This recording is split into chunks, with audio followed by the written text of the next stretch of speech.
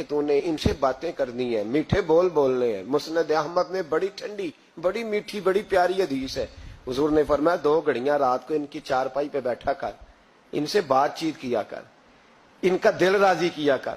فرمایا اگر تو انہیں خوش کرنے میں کامیاب ہو گیا، رب تجھے 2 حج اور 2 عمرے کا ثواب عطا فرمائے گا۔ اگر تو انہیں، اور ماں باپ اگر پردہ کر جائیں، پھر تیری دعاؤں کا رخ ماں باپ کی طرف۔ امام رازی نے تفسیر کبیر میں حدیث لکھی ہے، ایک شخص پر آخری وقت طاری تھا، نزع کا عالم تھا، لوگ کلمہ پڑھاتے تھے، زبان پہ جاری نہیں ہوتا تھا۔